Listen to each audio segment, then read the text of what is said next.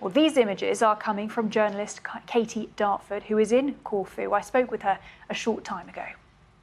Katie, thank you so much for being with us. Now, I did see a photo that you did actually post on Twitter close to where you are, the wildfire on the horizon. I mean, it must have been quite terrifying. What is the situation where you are currently? Well, I am in Corfu town, which I would say is maybe 10 to 15 kilometres away from where the wildfire is actually happening, but I can see it directly from my window. It's going on right behind me now at the moment, but it's a bit too dark to see. I would say I first started seeing little glimmers in the background at about 9 o'clock, but it's obviously been going for a bit earlier than that. And then just as the night went on, rapidly it was spreading down the side of the mountain towards the east of the mountain. But then, yeah, as night's gone on, it seemed to have flamed up even more to the western side. But I think it's winds coming over from the west and flaming it all night. And Katie, are you having to evacuate?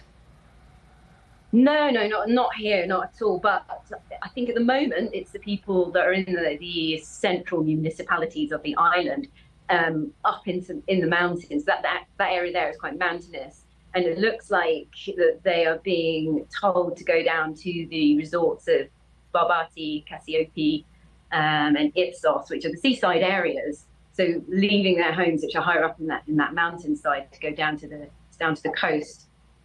I'm too far away at the moment, but I have heard that there were smaller wildfires yesterday that they did put out in the south and further up north. So we just wait and see what happens as to where else it spreads in the island. And I mean, what was that moment like when you did just happen to glimpse out of the window and you saw a wildfire on the horizon? How did you feel? I was like, oh my goodness, because I was looking at it. It's like a little bomb, like from here, it looked like a small bonfire in the distance, but I know what's been going on. And I was like, no, because all week we've had problems with red alert, heat wave. Museums and things have been shutting been commanded to shut in the afternoon.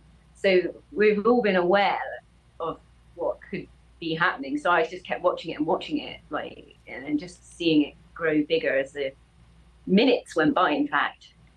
And are you being given any kind of instructions from authorities about what you might have to do? I mean, what has the response been like? Yeah, so they've sent out 112 alerts. These are evacuation alerts, but obviously they're going to the people in the central part of the island.